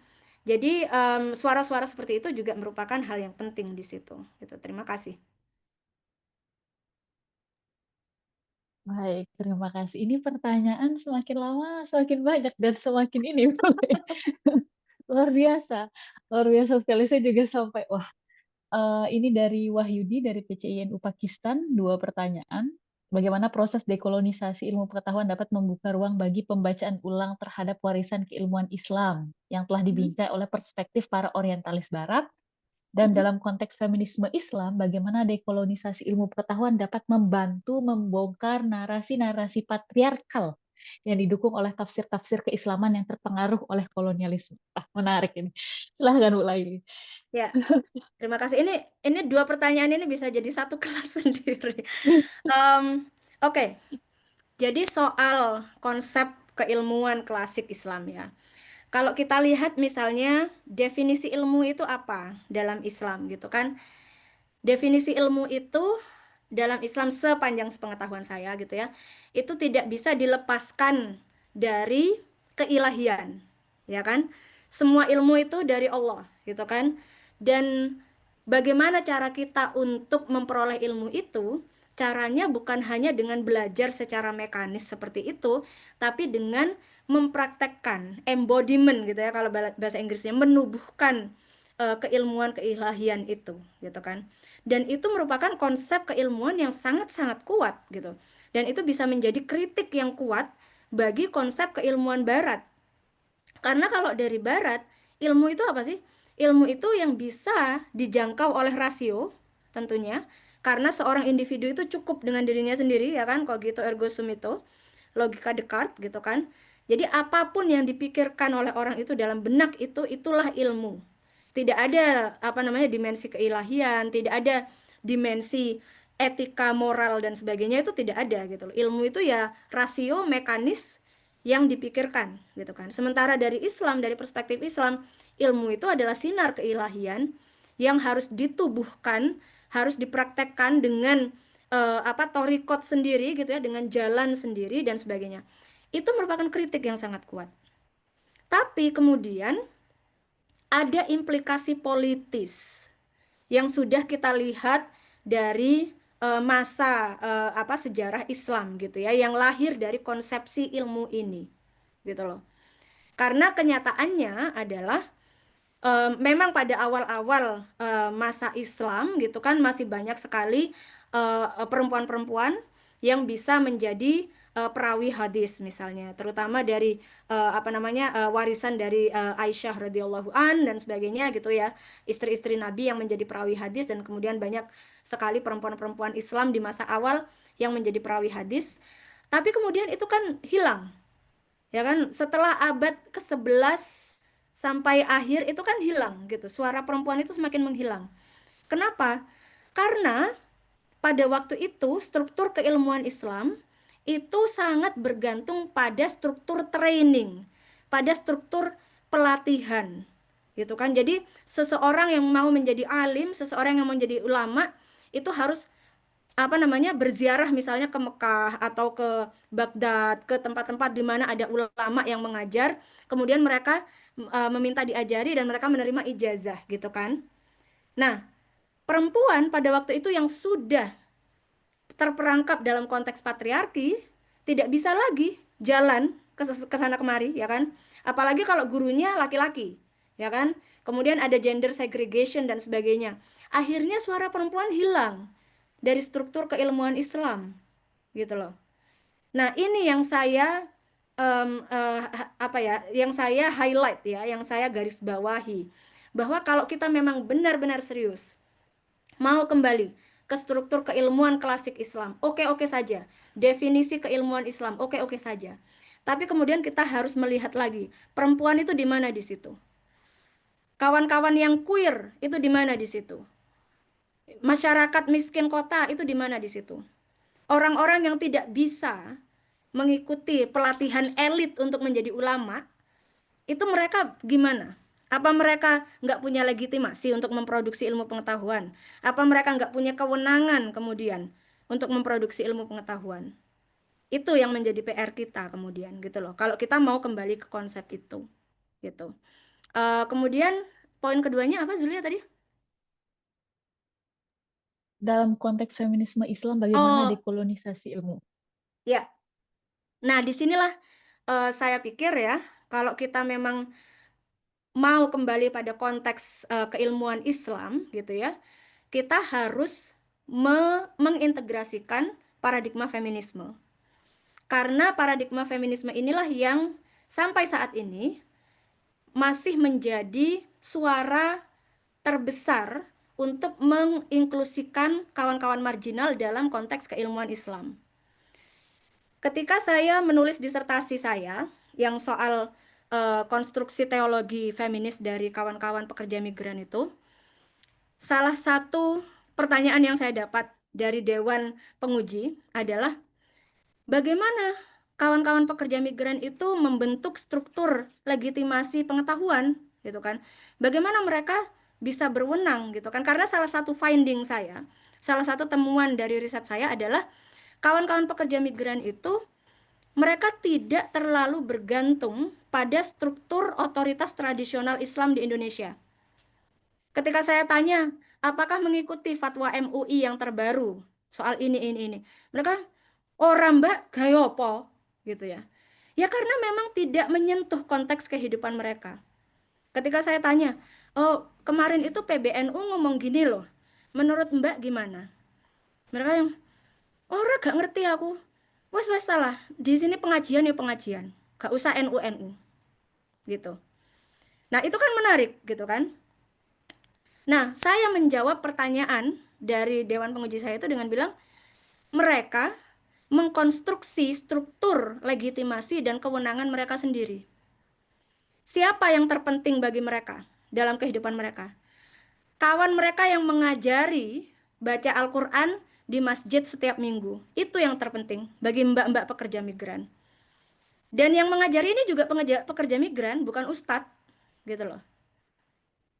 Jadi disinilah kemudian ya perspektif feminisme, perspektif gender ini kemudian menawarkan bahwa oke, kita boleh kembali ke perspektif Islami, kita boleh kembali ke struktur klasik Islam dan sebagainya, tapi kita juga harus membuka ruang di sini dan kita harus mengakui bahwa struktur klasik Islam itu, struktur klasik pengetahuan Islam itu mengalienasi kelompok-kelompok marginal.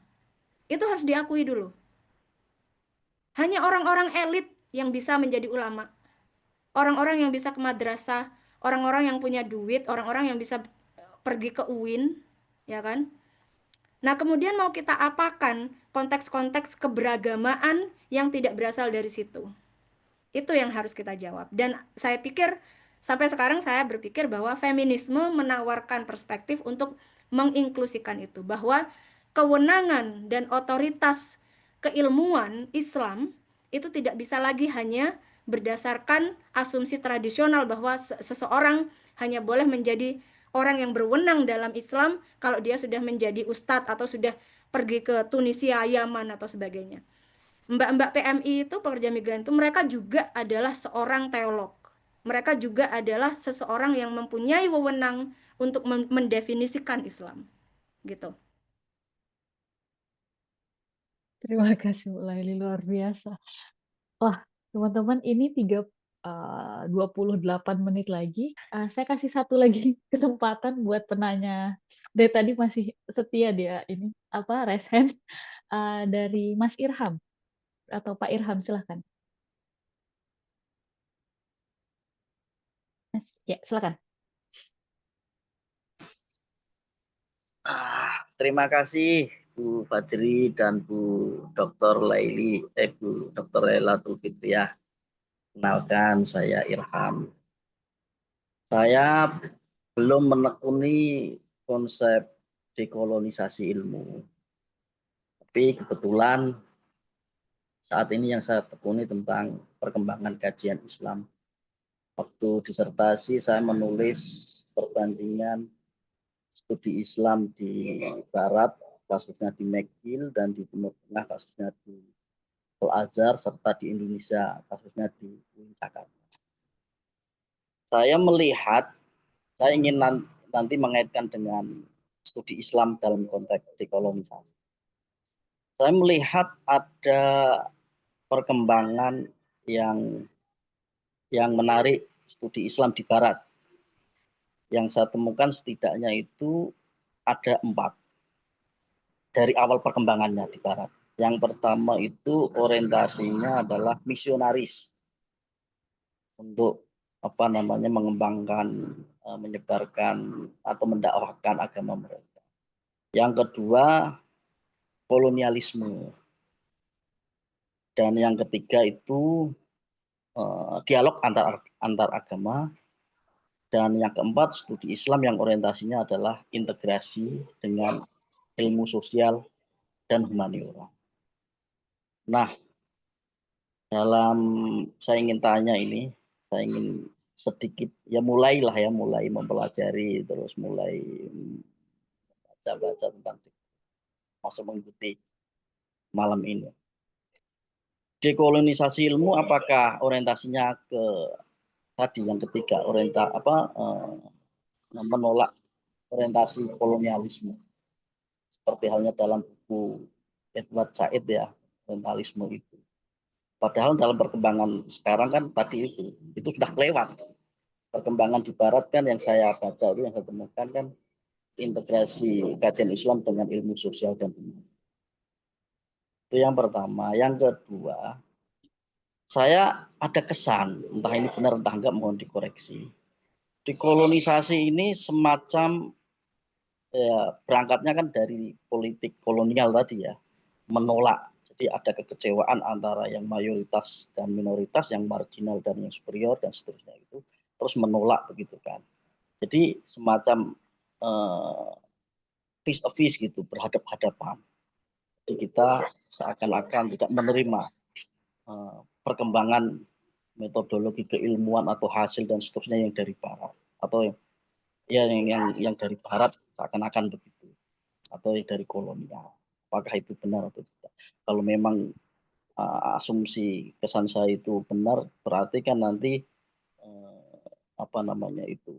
ya kita berlawanan dengan ilmu pengetahuan yang mayoritas dibangun oleh mereka, dan dia sudah menjadi raksasa, sudah terkenal gitu kan, dan di jurnal-jurnal internasional yang muncul nama dia. Gitu. Tapi saya sangat setuju, orang-orang marginal, orang-orang yang pernah dijajah itu muncul mandiri, berkembang, bisa bersaing pemikirannya dengan mereka, dengan hasil penelitian mereka dan seterusnya. Kalau kita lihat sejarah ilmu pengetahuan, jadi ilmu pengetahuan itu kan memang selalu dikoreksi dan berintegrasi, sepertinya begitu. Kalau sejarah Islam dulu pernah maju jaya itu kan ketika dia bersinggungan dengan Yunani. Barat juga maju pernah bersinggungan dengan Islam. Nah, kalau kita era sekarang ya mendikotomikan, tidak mau bersinggungan dengan Barat, alias ada ketakutan, kecemasan, dan seterusnya, apakah nanti justru malah tenggelam atau bisa maju unggul? Nah, atau sebaiknya kita mencoba untuk kan yang namanya ilmu pengetahuan itu kan ya yang objektif kita terima, yang tidak kita tolak, kan begitu. Tapi kalau seandainya tadi hanya dibatasi ke perspektif tertentu, misalkan feminisme, apakah itu malah menjadi menciutkan ilmu pengetahuan khususnya dalam konteks studi Islam? Nah, saya kira saya minta tanggapannya dari Bu Dr. Fitriah. Terima kasih. Assalamualaikum. Baik, terima kasih. Waalaikumsalam. Terima kasih Mas Irham pertanyaannya. Jadi ini soal postur ya. Jadi bagaimana kita harus bersikap gitu kan. Seperti yang saya bilang tadi dalam penjelasan pendahuluan, tujuan dari dekolonialisme itu apa sih? Gitu kan. Tujuannya itu adalah untuk membuka ruang global supaya yang menjadi hegemon itu tidak lagi menjadi hegemon, gitu loh. Kalau kita ngomong soal konteks keilmuan global sekarang, itu kan hampir semua struktur keilmuan fondasinya gitu ya. Kalau kita ngomong soal pendahuluan terhadap sosiologi, pendahuluan terhadap antropologi dan sebagainya, itu pasti nama-nama barat yang disebut gitu loh. Padahal bukan hanya mereka yang punya konsepsi sosiologis, bukan hanya mereka yang punya konsepsi antropologis. Nah, tujuan dekolonialisme adalah untuk membuka dan mengenalkan bahwa ini loh ada suara-suara dari Global South ya, dari negara-negara yang sudah pernah dijajah, yang memiliki nilai yang sama dengan orang-orang yang ada di barat, dengan epistemologi yang berada di barat gitu loh. Jadi kalau menurut saya posturnya bukan penolakan ya, posturnya adalah kepercayaan diri gitu loh, bahwa sebenarnya suara-suara kita ini yang berada di Global South itu sama-sama bernilainya dengan suara-suara mereka yang dari Berkeley, dari Yale, dari Stanford dan sebagainya gitu loh. Jadi itu yang menjadi goal dekolonialisme. Lagi-lagi bukan perlawanan dan sebagainya ya. Ingin membuka ruang dan memunculkan kepercayaan diri mereka subjek yang terjajah ini supaya suaranya itu juga dianggap legitimate, dianggap sah, dianggap valid untuk membangun struktur keilmuannya itu. Dan kalau struktur keilmuannya itu bentuknya berbeda dari struktur keilmuan barat, tidak apa-apa gitu loh. Sekarang kenyataannya dalam konteks akademik global adalah oke, memang ada suara-suara dari Global South. Memang ada teorisi-teorisi yang berasal dari Global South dan mereka sangat penting dan sebagainya. Tapi posturnya, postur struktur keilmuannya itu masih saja mengikuti Barat gitu loh. Masih misalnya, oh ini seberapa objektif, ya kan, seberapa positivis dan sebagainya kayak gitu. Seperti yang saya bilang tadi, saya tuh sangat-sangat anti dengan kata-kata objektif itu. Karena kata-kata objektif itu yang menjadi masalah, gitu loh. Objektivitas itu adalah klaim kolonialitas. Karena seberapa objektif pun kita sebagai orang kulit berwarna, itu kita tidak akan pernah menjadi objektif karena kita adalah subjek terjajah. Objektivitas itu hanya bisa diklaim oleh penjajah. Gitu loh. Karena itu adalah ontologi mereka, itu keberadaan mereka. Keberadaan manusia itu tadi. Ingat ya, coloniality of being. Kolonialitas keberadaan. Hanya mereka yang bisa menjadi manusia seutuhnya. Dalam definisi ini, gitu loh. Jadi, hanya mereka yang bisa objektif. Kita hanya bisa menjadi objek, bukan objektif. Sepintar apapun kita tetap akan menjadi objek dalam struktur keilmuan penjajah. Jadi itu yang mau didekonstruksi oleh dekolonialisme. Hasilnya nanti apa? Hasilnya adalah sebuah konteks akademik global di mana kalau misalnya katakanlah saya menulis soal antropologi atau sosiologi ya, dan kemudian saya tidak mengutip Foucault, saya tidak mengutip Weber, saya tidak mengutip Clifford Geertz, tapi saya mengutip misalnya kawan-kawan yang di Indonesia. Artikel saya akan sama validnya, sama pengaruhnya, sama kuatnya dengan artikel-artikel yang mengutip Weber, Marx, Foucault dan sebagainya, gitu loh. Itu tujuannya. Bukan untuk menggantikan, menumbangkan struktur keilmuan barat dan kemudian menggantikan menjadi hegemon baru, enggak. Gitu loh. Kalau kita malah menjadi hegemon baru, ya itu malah kolonialitas lagi, gitu loh. Jadi itu mungkin respon saya terhadap Mas Irham.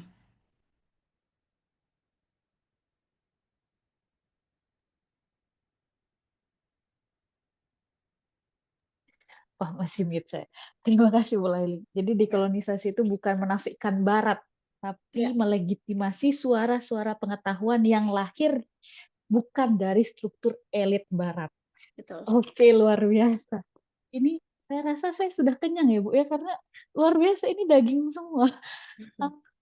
Baik, ini masih banyak ada pertanyaan. Izin mungkin tidak semua kita bisa penuhi, teman-teman. Mohon maaf karena waktu yang terbatas juga. Saya akan ke pertanyaan dari Arhanuddin Salim. Satu, apakah mungkin mendekolonisasi ilmu pengetahuan tanpa mengabaikan kontribusi Barat yang dominan dalam Ya, epistemologi modern? Dan apakah pendekatan dekolonial dalam studi Islam bisa mengarah pada dekonstruksi otoritas keagamaan, seperti ulama atau cendekiawan yang lebih demokratis dan kontekstual? Silahkan, Bu ya, Laili. terima kasih. Oke, jadi itu pertanyaan-pertanyaan penting. Yang pertama, em, jadi yang kedua tadi soal otoritas ya, dekonstruksi otoritas Ya, Islam. Yang pertama soal apa Zuli yang pertama? mungkin mendekolonisasi ilmu pengetahuan tanpa mengabaikan Oke, kontribusi Barat yang ya, dominan betul. terhadap epistemologi modern. Ya. Oke, terima kasih.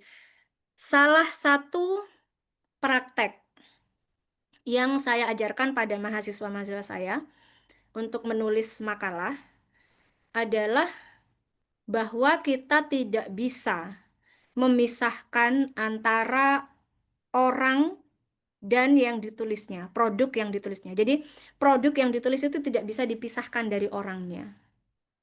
Itu paradigma saya, gitu ya. Jadi, apa implikasinya dari sini? Implikasinya adalah oke saja kamu mengutip Foucault, kamu mengutip Derrida, kamu mengutip Hegel dan sebagainya. Oke-oke saja. Tapi perlu diberi kontekstualisasi. Hegel itu siapa dan kenapa dia bisa melahirkan teori seperti itu? Derrida itu siapa dan kenapa dia bisa melahirkan teori itu? Foucault itu siapa? Seperti itu ya. Kalau misalnya teman-teman mungkin ada yang tahu atau ada yang nggak tahu, Foucault itu kan salah satu skandal yang terjadi dalam kehidupan Foucault. Dia itu kan terkenal ini ya, apa abusive terhadap boys gitu ya, underage boys. Jadi Foucault itu seperti itu. Dan banyak gitu loh ilmuwan-ilmuwan barat yang memiliki cerita-cerita seperti ini itu banyak gitu loh. Dan itu yang harus dibuat menjadi konteks gitu loh. Kayak misalnya kalau kita ngutip Kant, ya, ya oke-oke saja kita mengutip Kant, tapi kita juga harus ngomong soal betapa rasisnya Kant itu.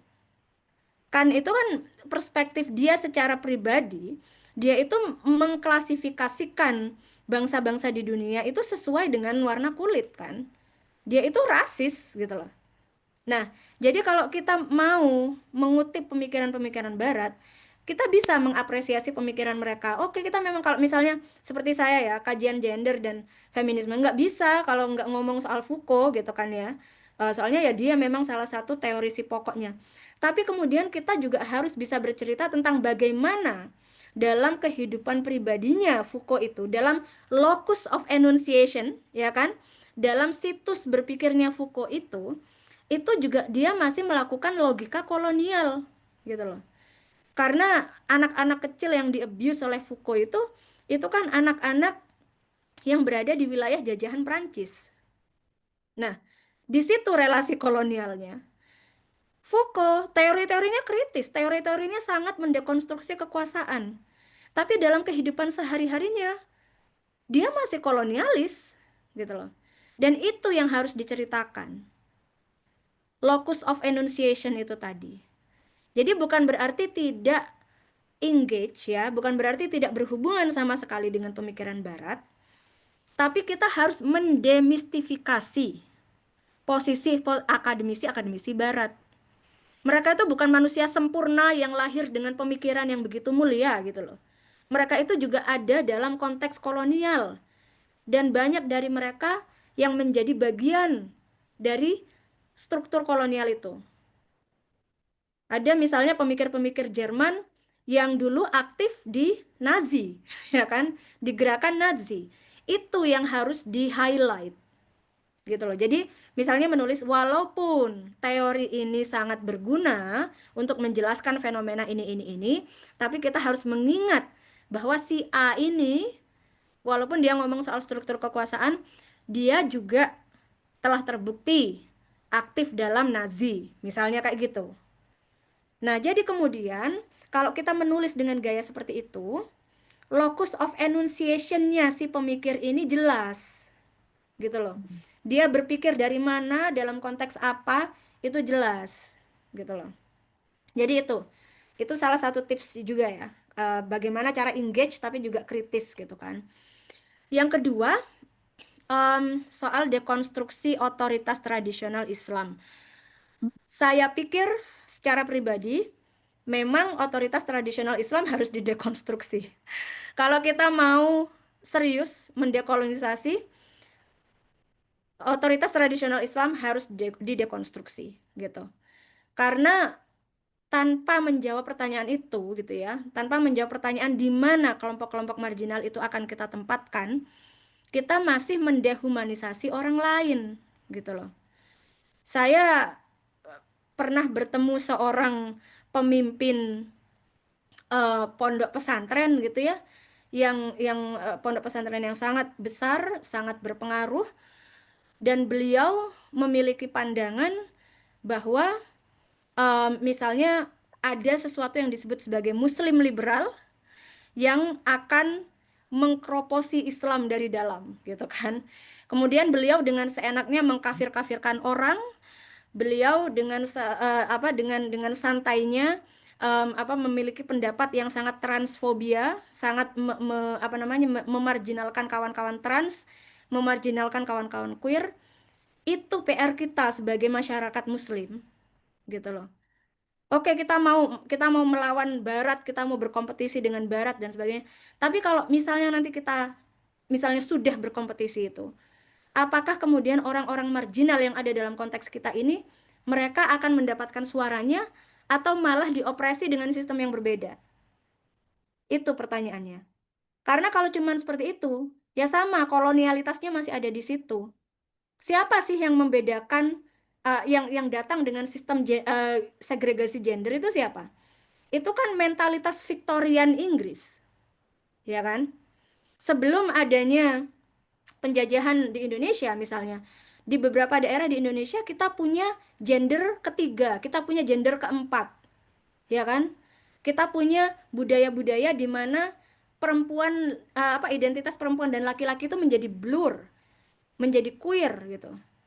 Dan setelah penjajahan baru kemudian kita ditambah dengan narasi Islam dan narasi Kristen ya. Itu kemudian kita malah oke, hanya laki-laki dan perempuan gitu. Bukannya itu juga bentuk kolonialitas gitu. Itu apa namanya concern saya gitu ya. Jadi dekonstruksi otoritas tradisional Islam itu harus, karena selama ini yang saya lihat otoritas tradisional Islam terutama di Indonesia itu masih banyak mengopresi kelompok-kelompok marginal. Seperti itu. Oke, terima kasih. Saya ada satu pertanyaan yang ingin sekali saya coba tanyakan Ibu, tapi waktunya 4 menit. Mungkin nanti dijawab singkat ya, Bu. Satu Ya, saja. ya.